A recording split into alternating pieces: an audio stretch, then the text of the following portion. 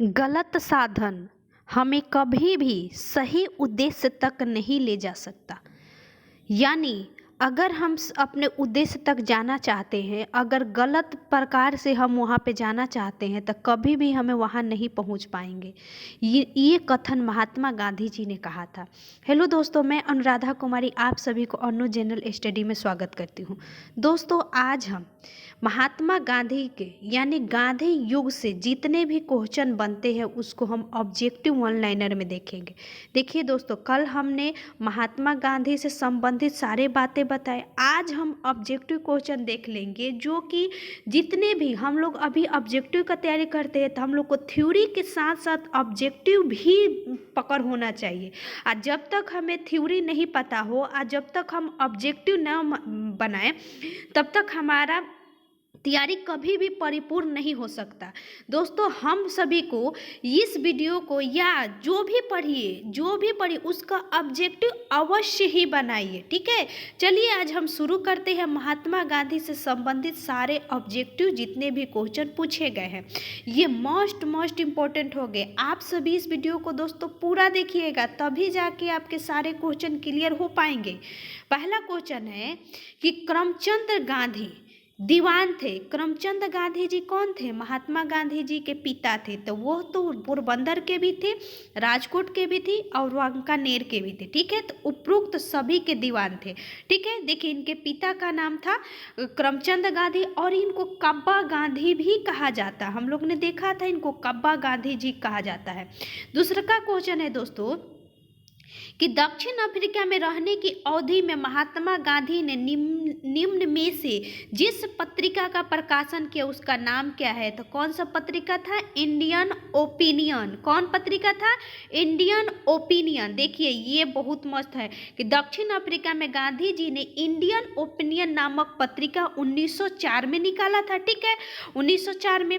यह गुजराती, हिंदी, तमिल, अंग्रेजी में प्रकाशित होता था। ठीक है, इसमें क्वेश्चन दे देता है आगे, आप देखिएगा कि निम्नलिखित में से किस भाषा में यह पत्रिका नहीं छपती थी? उसमें दे देता है उर्दू, तो उर्दू में नहीं छपता था। ठीक है, देखिए 1904 में डरबन में फिनिक्स फर्म की स्थापना की और 1903 में इस पत्रिका का प्रकाशन किए। देखिए फिनिक्स फर्म कहाँ है? तो फिनिक्स फर्म कहाँ है दोस्तों? तो डरबन, जो कि दक्षिण अफ्रीका में है। उसके बाद दोस्तों ये देखिए कह रहा है कि एम के गांधी समर्थक थे। यानी महात्मा गांधी जी किसके समर्थक थे? तो महात्मा गांधी ना ही मार्क्सवादी के समर्थक थे, ना ही श्रेणी समाज का, ना ही आदर्शवाद का। वो दार्शनिक प्लस अराजकतावादी के समर्थक थे। देखिए ये क्या कह रहा है कि गांधी जी के विचारों में आदर्शवाद की बजाय व्यवहारिक आदर्शवाद पर अत्यधिक जोर दिया गया है। मार्क्स की तरह गांधी जी भी राज को हटाने की इच्छा रखते थे तथा उन्होंने स्वयं को दार्शनिक अराजकतावादी कहे जाने पे गुरेज नहीं किया। यानी देखिए कितना अच्छा क्वेश्चन है, कितना डीपली है। ठीक है, अब क्वेश्चन है दोस्तों कि निम्न में से गांधी जी के राम राज्य के युगल सिद्धांत कौन है? तो हमने पढ़ा था ना, शुरुआत में ही पढ़ा था, सत्य और अहिंसा। ये युगल सिद्धांत है किनके? महात्मा गांधी जी के। अगला क्वेश्चन कि गांधी जी की दृष्टि में अहिंसा का अर्थ क्या होता है दोस्तों? तो अहिंसा का अर्थ होता है हमारा, देखिए जो हमारा अहिंसा और सत्य, देखिए पहले इसका आंसर बता दे। अहिंसा का अर्थ होता है दोस्तों सत्य की प्राप्ति का रास्ता। ठीक है, यानी अहिंसा मतलब हिंसा नहीं होना चाहिए, सत्य की प्राप्ति का रास्ता होना चाहिए। ठीक है, इसका अर्थ होता है। अगला है हमारा क्वेश्चन नंबर 5। क्वेश्चन नंबर 5, 6 भी हो गया, 7 है कि गांधी जी निम्न में से गांधी के संदर्भ में निम्न में से कौन सा सही है? तो देखिए पहला है बिना मार्क्सवाद के मार्क्सवादी नहीं, समाजवाद के समाज नहीं, व्यक्तिवाद के व्यक्तिवादी नहीं। ये थे समाजवादियों में एक तो व्यक्तिवादी और समाजवादियों में एक तो मार्क्सवादी। यानी ये दोनों थे, समाजवादियों में एक तो व्यक्तिवादी थे और समाजवादियों में मार्क्सवादी थे। ठीक है, देखिए यहाँ पे यहाँ पे एक बात है कि गांधी जी वे व्यक्ति के हित में साथ साथ समाज के हित पर भी ध्यान देते थे, यानी समाजवादी के साथ साथ व्यक्तिवादी भी थे। और साथ में गांधी जी ने लुई फिशर से स्वयं कहा, मैं सच्चा समाजवादी हूँ, मेरे समाजवाद का अर्थ है सर्वोदय। गांधी जी ने समाजवाद में मार्क्सवाद की भी झलक मिलती है। गांधी जी स्वयं कहते थे कि मैं समस्या को सुलझाने में लगा हूं जो वैज्ञानिक समाजवाद के सामने है। ठीक है, देखिए दोस्त, आप सभी वीडियो को पूरा देखिएगा, सारे क्वेश्चन एक एक करके आगे आते जाएंगे। पहला है, गांधी जी की सत्याग्रह रणनीति निम्नलिखित में से किसे सबसे अंतिम स्थान दिए थे? तो हम देखा था ना कि सबसे पहला स्थान किसको दिया था इन्होंने? उपवास को सबसे प्रथम स्थान दिया था। और सबसे अंतिम स्थान किसको दिया था दोस्तों? तो हड़ताल को। यह हड़ताल को सबसे अंतिम क्या रखते थे कि रणनीति रखते थे कि कुछ ना हो तो हड़ताल सबसे अंत में किया जाएगा। क्वेश्चन नंबर 9, गांधी जी के सिद्धांत के अनुसार निम्नलिखित में से कौन सा कथन सत्य नहीं है? तो देखिए, सत्य नहीं है तो ये सत्यवादी का उद्देश्य शत्रु को पराजित करना था। सत्याग्रही का सत्र अहिंसा है, तो ये तो सही हो सकता है। अभी मिलाते चलिए, सत्याग्रही को अपने संकल्प में दृढ़ विश्वास होना चाहिए, बिल्कुल सही। सत्याग्रही को विरोधियों के प्रति द्वेष भाव नहीं रखना चाहिए, यानी द्वेष भाव नहीं रखना चाहिए, तो बिल्कुल सही है। इनका उद्देश्य था ना कि शत्रु को पराजित नहीं करना चाहिए, बल्कि शत्रु को उसके मतलब उसको देखिए यहाँ लिखा है कि शत्रु को उसके हृदय परिवर्तन करके अपने अनुकूल बनाना चाहिए, यानी हम शत्रु को पराजित न करके शत्रु को अपने पक्ष में किस तरह करें, ये करना चाहिए। ठीक है, गांधी जी का यही उद्देश्य था। गांधी जी के अनुसार हिंसा का क्रूरतम रूप क्या है दोस्तों? उन्होंने हिंसा को गरीबी का अस्थायित्व, यानी अगर गरीबी है, गरीबी बना रह जा रहा है तो वो उनके प्रति हिंसा का सबसे खतरनाक रूप था। यानी कहने का मतलब गरीबी है तो उसको मिटाया भी जा सकता है। ठीक है, तो उन्होंने गरीबी को प्रथम स्थान दिया था, ना कि महिलाओं बच्चों को उत्पीड़न, मानव हत्या, गो हत्या, ये सब नहीं था। देखिए हम लोग टनाक से मार देंगे ये, लेकिन ये याद रखिएगा, गरीबी का अस्थायित्व। क्वेश्चन उसके बाद दोस्तों ये क्वेश्चन है कि गांधी जी ने परिवार नियोजन हेतु क्या तरीका बनाए, यानी परिवार को नियोजित करने के लिए क्या तरीका बनाए? तो पहला तो आत्मनियंत्रण, निरोध, नसबंदी एवं लोभ। तो याद रखिएगा दोस्तों, आत्मनियंत्रण को उन्होंने इसका स्थान दिया था, यानी अगर व्यक्ति आत्मनियंत्रण करे तो परिवार नियोजन हेतु सबसे सर्वोत्तम उपाय है गांधी जी के अनुसार। गांधी जी दक्षिण अफ्रीका में कितने वर्ष रहे? तो हम लोग कितना वर्ष पर रहे थे? 21 वर्ष तक, 1893 से 1915। ठीक है, चलिए आगे। गांधी जी दक्षिण अफ्रीका से भारत कब आए थे? तो 1915 में, 9 जनवरी 1915 ईस्वी को। उसके बाद दक्षिण अफ्रीका में किस स्टेशन पर गांधी जी को ट्रेन से फेंक दिया गया? तो हमने बताया था, कहीं देता है आपको मारिट्सबर्ग, कहीं कहीं पीटरमारिट्सबर्ग। तो याद रखिएगा, पीटरमारिट्सबर्ग स्टेशन पर उनको उतार दिया गया था। ठीक है, चलिए आगे। अगला है क्वेश्चन हमारा यहाँ पे 15 नंबर की, एम के गांधी जी निम्नलिखित में से कांग्रेस अधिवेशन में किस में प्रथम बार हिस्सा लिए थे? तो हमने बताया था ना दोस्त, किस में? कलकत्ता अधिवेशन 1901 में। इसी समय इन्होंने अपने बम्बई में एक क्या बनाया था, न्यायालय का भवन बना के इन्होंने यहाँ से चले गए थे। तो किस में? कलकत्ता अधिवेशन में। इसकी अध्यक्षता किसने किया था? दिनसा इदुल्जी वाचा। ठीक है, दिनसा इदुल्जी वाचा, याद रखिएगा। भारत के स्वतंत्र आंदोलन के दौरान महात्मा गांधी जी द्वारा स्थापित साबरमती आश्रम नगर के बाहर स्थित है, अहमदाबाद। ठीक है, यानी अहमदाबाद साबरमती के तट पर स्थित है। ठीक है, और देखिए हमने बताया था कि 17 जून 1917 को साबरमती नदी किनारे इसको स्थानांतरित कर दिया गया। अगला है क्वेश्चन, महात्मा गांधी ने अहमदाबाद के निकट साबरमती के किनारे एक आश्रम बनाया था, इसको क्या नाम रखा था? तो सत्याग्रह आश्रम। ठीक है दोस्त, चलिए आगे।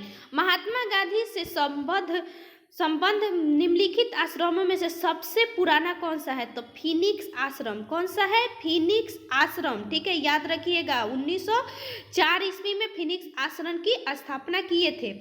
उसके बाद गांधी जी ने सेवा धर्म कहाँ अपनाया था? तो सेवा धर्म कहाँ अपनाया था? तो दक्षिण अफ्रीका में। दक्षिण अफ्रीका में ही ना सेवा धर्म अपनाया था। इसको देख लीजिए। दक्षिण अफ्रीका में प्रवास के दौरान महात्मा गांधी जी ने एक पारसी रुस्तम जी द्वारा खोले गए धर्मार्थ अस्पताल में परिचारक के रूप में अपनी सेवाएं प्रदान की। बीमार दुखियों के सेवा का कार्य आरंभ किया। यहाँ पर उन्होंने कंपाउंडर के रूप में स्वैच्छिक सेवाएं प्रदान की। उन्होंने बोअर युद्ध में घायल हुए सिपाहियों की देखभाल भी किया था। ठीक है, अगला महात्मा गांधी के राजनीतिक गुरु कौन थे दोस्तों? तो गोपाल कृष्ण गोखले जी। ठीक है, कंसाइज कीपर थे कौन? चक्रवर्ती राजगोपालाचारी। ठीक है, उसके बाद महात्मा गांधी के अनुसार राजनीति का तात्पर्य क्या है? तो राजनीति का तात्पर्य होता है जन कल्याण के लिए सक्रिय रहना। यानी अगर राजनीति में है तो आज जन कल्याण के लिए सक्रिय रहे, तभी आप राजनीतिक व्यक्ति हो सकते हैं। ठीक है, चलिए आगे। हमारा आग्रह है, गांधी जी ने राजनीति का जो परितिमान प्रस्तुत किया, निम्नलिखित में से कौन सा विशेषता उसमें नहीं है? पहल का तो नैतिकता, धर्म, उसके बाद दोस्त हमारा है मानवता और सत्ता। तो देखिए, उन्होंने सत्ता का स्थान नहीं दिया था। उन्होंने राजनीतिक में कहा कि राजनीतिक में जाने के लिए यानी प्रतिमान, सत्ता जरूरी नहीं है। यानी आप अगर किसी व्यक्ति को सेवा करते हैं तो सत्ता में कोई सत्ता कहने का मतलब कि हम इस सत्ता, जैसे बीजेपी के पार्टी है तो इस पार्टी में रहेंगे तभी होगा, नहीं। अगर हम जन कल्याण राजनीति में जाना चाहते हैं तो हम कुछ क्षेत्र में भी लोगों को क्या कर सकते हैं? जन कल्याण कर सकते हैं, लोगों की सेवाएं कर सकते हैं। ठीक है, निम्नलिखित में से किसने सत्याग्रह शब्द को गढ़ा था? तो किसने गढ़ा था दोस्तों? महात्मा गांधी ने। देखिए यहाँ कितना अच्छा बात है यहाँ कि महात्मा गांधी के भतीजे क्या नाम है? मगन लाल गांधी द्वारा सत्याग्रह शब्द का प्रयोग किया गया था, सत्याग्रह का। लेकिन बाद में इसमें महात्मा गांधी ने क्या करके सुधार करके सत्याग्रह बना दिया। ठीक है, निम्नलिखित भारत के स्वतंत्रता संघर्ष के दौरान सबसे पहले सत्याग्रह किसने किया था? तो महात्मा गांधी जी ने, और भी कहाँ? चंपारण में। ठीक है, 1917 में चंपारण में। अगला क्वेश्चन है दोस्त कि निम्नलिखित में से मोहनदास करमचंद गांधी जी किसके लिए सर्वाधिक जाने जाते हैं? तो किसके लिए जाने जाते हैं? भारतीय स्वतंत्रता को प्राप्त करने के लिए, निष्क्रिय विरोध करने के लिए, एक इस्लामिक राष्ट्र स्थापित करने के लिए, हिंदुओं राजनीतिक कार्यालय करने के हिंदुओं और राजनीतिक कार्यालय करने के विरोध करने के लिए, ब्रिटिश राज को समाप्त करने की हिंसा को प्रोत्साहित करने के लिए। हिंसा को प्रोत्साहित किए थे महात्मा गांधी जी? नहीं, हिंसा को नहीं दोस्तों, ये अहिंसा के पुजारी थे। इसलिए भारतीय स्वतंत्रता को प्राप्त करने के लिए निष्क्रिय विरोध करने के लिए जाने जाते हैं। ठीक है, निष्क्रिय विरोध। चलिए आगे, निम्नलिखित में से किसने कहा था विदेशी वस्त्रों की बर्बादी ही उनके साथ सर्वोत्तम व्यवहार? हमने पढ़ा था ना, तो ये महात्मा गांधी जी ने कहा था। किसके समय? असहयोग आंदोलन के समय इन्होंने कहा था। उसके बाद अगला, ब्रिटिश निर्मित उत्पादों को गांधी का बहिष्कार प्रभावी हुआ। ठीक है, क्योंकि ब्रिटेन भारत को एक बड़ा क्या था? ब्रिटेन भारत का एक बड़ा क्या था दोस्तों? नौ परिवहन केंद्र समझता था, नहीं औद्योगिक केंद्र समझता था, निर्मित वस्तुओं का बाजार समझता था। याद रखिएगा, निर्मित वस्तुओं का बाजार, यानी कहने का मतलब कि भारत में क्या है? किसी चीज का निर्माण यानी यहाँ से कच्चा माल ले जाता था और वहाँ पे अपने आप को, जैसे कि यहाँ से जितने प्रकार के कच्चे माल थे यहाँ से उठाकर और वहाँ जाके उसको बनाकर और उसको बेचता था। ठीक है, तो हमेशा ये इसको बाजार समझता था। ठीक है, आगे देखिए, महात्मा गांधी के राजनीतिक जीवन निम्नलिखित घटनाओं को कालक्रम में सजाइए। तो देखिए, चंपारण कब हुआ था दोस्त? 1917 में। ठीक है, अहमदाबाद मिल मजदूर, तो देखिए याद रखिएगा मार्च 1918 में। महात्मा गांधी 15 मार्च ये फरवरी में इसका विरोध होने लगा, लेकिन 15 मार्च कहीं के आपको देगा 15 मार्च 1918 ईस्वी में। और खेरा दोस्तों 22 से 24 मार्च, तो कहीं कहीं आपको 24 मिलेगा। और उसके बाद असहयोग 1921 में। तो ये तो लाइन बाय लाइन है 1 2 3 4, तो 1 2 3 4 किस में है, तो B number, option number B. ठीक है, चलिए आगे बढ़ते हैं। हमारा क्वेश्चन नंबर है, अगला क्वेश्चन है हमारा 29, निम्न में से महात्मा गांधी का भारत में पहला सत्याग्रह कौन सा था? कौन सा था? चंपारण। कब था? 1917 ईस्वी में। और 1917 में कब हुआ था दोस्तों? इसको पढ़ लीजिए, हमने बताया भी था कि चंपारण जिले में 1917 में इसका किया गया था। इसमें चंपारण में एक किसान राजकुमार शुक्ल जी ने गांधी जी को लखनऊ में भेंट हुए, ठीक है, जब लखनऊ अधिवेशन चल रहा था उस समय। और इसमें उन्होंने गुरु के जो अनुबंध के आधार पर भी निश्चित कर लिया जाता था, ठीक है, उस पर जो 3 कट्ठिया प्रणाली हम लोग नील की खेती में जानते हैं कि क्या था, 3 कट्ठा 20 कट्ठा में 3 कट्ठा पर खेती करके उन लोगों को दे दिया जाना था। ठीक है, तो ये था चंपारण का। चलिए आगे, अगला है दोस्तों, निम्नलिखित में से गांधी जी के बारे में कौन सा कथन सही है? तो याद रखिएगा कौन सा कथन सही है। पहला है, उन्होंने अपनी प्रारंभिक शिक्षा राजकोट से प्राप्त की, ठीक है, पहला क्वेश्चन है। उसके बाद हमारा है कि कस्तूरबा के साथ उनका विवाह 13 वर्ष की आयु में हो चुका था, तो ये भी सही है। उन्होंने विधि का अध्ययन द इनर टेम्पल लंदन में किया था, ठीक है, ये भी सही है। वे रस्किन की पुस्तक अनटू द लास्ट से सर्वाधिक प्रभावित थे। तो देखिए इसमें चारों कथन सही है दोस्त, 1 2 3 4, ऑप्शन नंबर डी। ठीक है, चलिए आगे देखते हैं।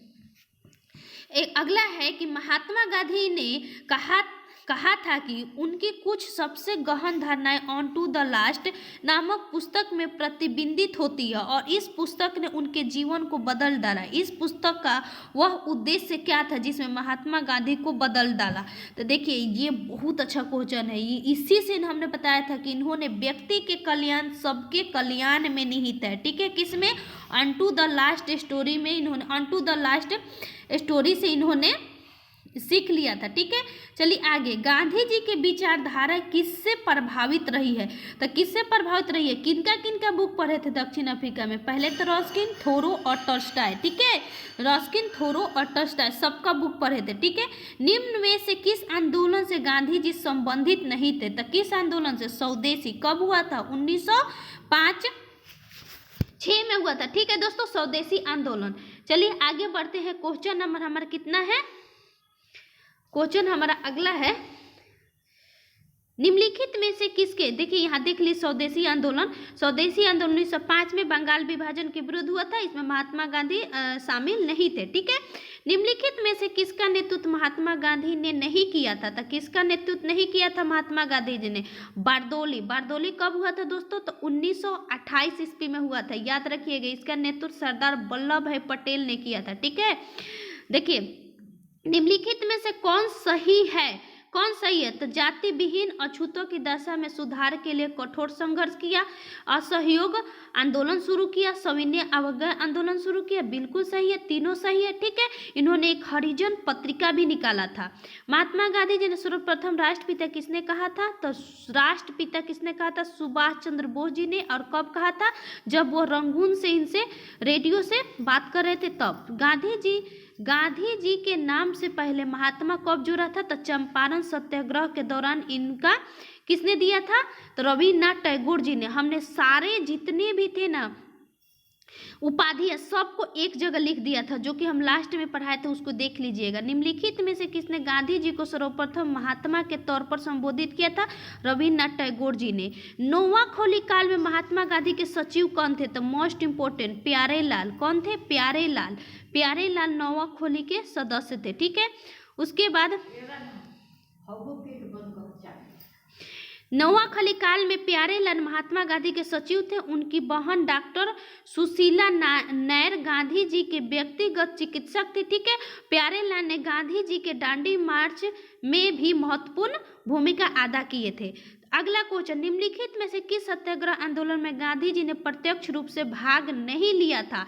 तो देखिए, राजकोट सत्याग्रह, खेरा सत्याग्रह और असहयोग आंदोलन। लेकिन बायोम सत्याग्रह में ना गांधी जी ने भाग नहीं लिया था। देखिए, बायोम सत्याग्रह ना ये दक्षिण का ही है। कहाँ पे हुआ था? दक्षिण में हुआ था। देखिए, देख लीजिए, बायोम के मंदिर में प्रवेश सत्याग्रह ने गांधी जी ने प्रत्यक्ष रूप से भाग नहीं लिया, जबकि खेरा, राजकोट, असहयोग में स्वयं भाग लिया। ठीक है, राजकोट में 1939 के संबंध में महात्मा गांधी ने 4 दिनों के अनशन के बाद वायसराय के मध्यस्थता से यह संपन्न हुआ। ठीक है, अब देखिए, महात्मा गांधी का छत्तीसगढ़ में आगमन कब हुआ था? देखिए, छत्तीसगढ़ में पीसीएस में पूछा हुआ है, तो ये 20 दिसंबर 1920 ईस्वी में। इसी तरह बीपीएससी पूछा था कि महात्मा गांधी प्रथम बार कहाँ आए थे? तो हमने बताया था ना कि महात्मा गांधी बिहार में प्रथम बार मुजफ्फरपुर में आए थे। ठीक है, उसके बाद उन्होंने पटना गए। निम्नलिखित गांधी जी निम्नलिखित अनुयायियों में से कौन पेशे से एक शिक्षक थे? तो कौन थे दोस्तों? जेबी कृपलानी एक शिक्षक थे। ठीक है, जेबी कृपलानी जी एक शिक्षक थे। राजेंद्र प्रसाद भी वकील थे, सभी वकील थे। ठीक है, गांधी जी ने जेबी कृपलानी पेशे से शिक्षक थे। ठीक है, पेशे से शिक्षक थे। चलिए आगे, अगला है हमारा क्वेश्चन, निम्न उद्योगपतियों में से कौन व्यक्ति लंबे समय तक आईसीसी के खजांची रहे और सन 1930 में जेल भी गए थे? देखिए, बहुत अच्छा क्वेश्चन है। कौन है दोस्तों? ये हमारा हो जाएगा जमुनालाल बजाज जी, जिनको ये 5वां पुत्र का दर्जा दिए थे। ठीक है, उसके बाद अगला, भारतीय कपड़ा व्यापारी, बैंकर, कांग्रेसी महात्मा गांधी का निकट सहयोगी है। किनको कहा गया था? ये कपड़ा व्यापारी भी थे, जिनको ये बहुत मानते थे, जमुनालाल बजाज। ठीक है, ये क्वेश्चन बहुत बार सेट में आता है, आप सेट मारिएगा तो। स्वाधीनता आंदोलन के दौरान महात्मा गांधी के करीबी अंग्रेज मित्र थे, तो कौन थे दोस्तों?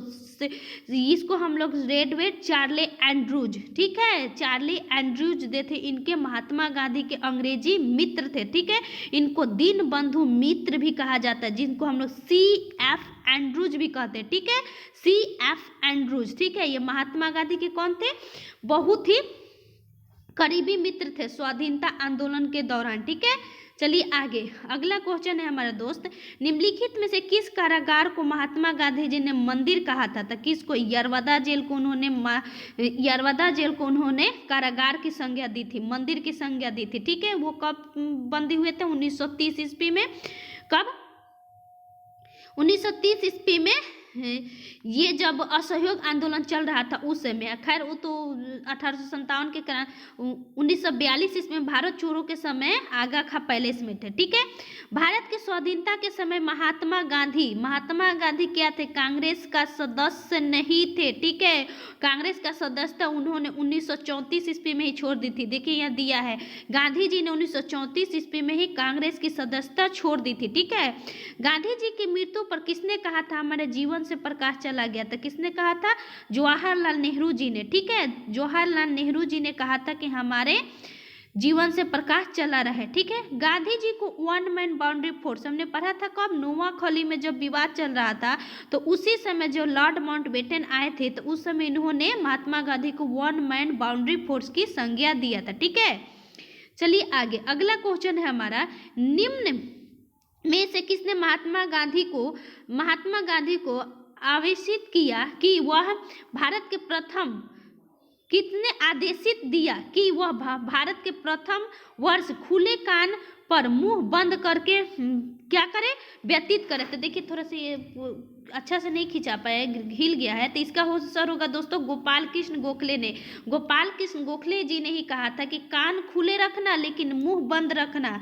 उसके बाद आगे, राजनीति में प्रवेश से पूर्व 1 वर्ष तक देश में पर्यवेक्षण एवं विद्यार्थियों के रूप में रहने की सलाह किसने दिया था? तो गोपाल कृष्ण गोखले जी द्वारा। ठीक है, ये हम वो बताए थे कि किसने कहा था? गलत साधन हमने कभी भी सही उद्देश्य तक नहीं ले जाया जा सकता था, महात्मा गांधी जी ने कहा था। ठीक है, निम्नलिखित में से इस सिद्धांत के प्रबल समर्थक थे कि जो नैतिक दृष्टिकोण से गलत है वह राजनीतिक दृष्टिकोण से कभी सही नहीं हो सकता। मोस्ट इंपोर्टेंट, तो महात्मा गांधी जी ने उन्होंने कहा कि जो नैतिक दृष्टिकोण से गलत है वह राजनीतिक दृष्टिकोण से कभी सही नहीं हो सकता, वो भी गलत ही है। चलिए आगे, अगला है हम क्वेश्चन, क्वेश्चन नंबर हम कौन सा है, 54 नंबर। गांधी जी ने अपना पहला सत्याग्रह का आरंभ कहाँ किया था? पहला सत्याग्रह आरंभ किया था तुर्की पर ब्रिटिश आक्रमण के विरुद्ध 1935 ईस्वी में मजदूरों को कम वेतन के लिए रॉलेट एक्ट के द्वारा। तो देखिए मजदूरों के कम वेतन के लिए 1918 में किए थे। खैर इसमें ऑप्शन नहीं है, लेकिन सबसे पहले तो 1917 में किए थे।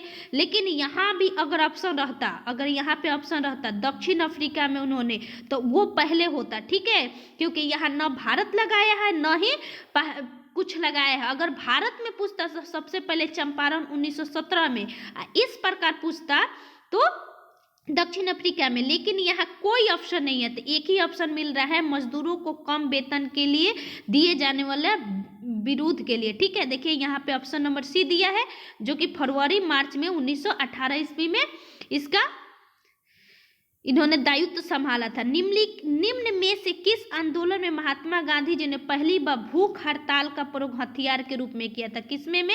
अहमदाबाद मिल मजदूर के लिए, ठीक है। अगला, महात्मा गांधी ने भारत में अपना पहला जन भाषण कहाँ दिया था? तो मोस्ट इंपोर्टेंट बनारसी में, ठीक है। कहाँ दिया था? बनारसी में। इन्होंने पहला अपना जन आंदोलन बनारस में दिया था, ठीक है। देखिए यहाँ है, महात्मा गांधी ने अपना पहला जन भाषण फरवरी 1916 ईस्वी में बनारस हिंदू विश्वविद्यालय के उद्घाटन समारोह के अवसर पर दिया था, ठीक है। गांधी जी ने बंधुओं मजदूरों को मुक्त कराने का अभियान कहाँ से आरंभ किया था? पटना, कलकत्ता, बम्बई, गोरखपुर। तो देखिए इसमें कोई ऑप्शन नहीं है, इसमें चंपारण होगा ना, तो चंपारण इसमें ऑप्शन नहीं है, ठीक है। तो देखिए इसको छोड़ दिया गया है, यहाँ चंपारण दिया गया है एग्रोगेरियन कमेटी वाला, ठीक है। उसके बाद दोस्तों आगे 1917 से 18 में अहमदाबाद में गांधी जी द्वारा चलाए गए सत्याग्रह में किसने हिस्सा लिया था? तो किसने हिस्सा लिया था? तो मजदूर वर्ग ने। मजदूर वर्ग ही ना था जो उसमें क्या किए थे, प्लेग बोनस के कारण, यानी प्लेग फैल गया था तो उन्होंने बोनस के लिए बोले, वहाँ के सरकार बोला कि हम 20% बोनस देंगे, लेकिन सबकी मांग थी कि हमें 50% बोनस मिले, क्योंकि हम प्लेग के दौरान भी इसमें कार्यरत थे, ठीक है। तो इसलिए महात्मा गांधी उन लोग का साथ दिए और 35% उन लोगों को बोनस मिला, ठीक है। चलिए आगे है हमारा क्वेश्चन दोस्त कि निम्नलिखित में से महात्मा गांधी का कौन सा संघर्ष औद्योगिक श्रमिकों से संबंधित था? तो कौन सा था? अहमदाबाद मिल मजदूर। निम्नलिखित में से किसके लिए अहमदाबाद सत्याग्रह आरंभ किया गया था? तो सूती मिल कामगारों के लिए, ठीक है। गांधी जी ने ट्रस्टीशिप का सिद्धांत, देखिए पूछता है कि किसने ट्रस्टीशिप का सिद्धांत दिया था? तो महात्मा गांधी जी ने द्वारा, ठीक है। प्रतिपाद के संबंध में निम्नलिखित में से कौन सा सही है? तो दक्षिण अफ्रीका 1903 में, ठीक है।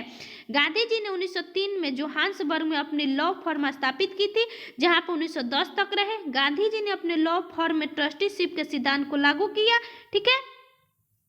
चलिए आगे, अगला है गांधीवादी अर्थव्यवस्था के विषय में निम्नलिखित में से कौन सा सही नहीं है? तो देखिए वे अहिंसा पर आधारित अर्थव्यवस्था पर बल देते थे। केंद्रीकरण शोषण और असमानता को जन्म देता है, अतः ये अहिंसक सामाजिक संरचना केंद्रीकरण विरोधी है, ठीक है। उसके बाद वे भारत के मशीनीकरण के पक्षधर नहीं थे।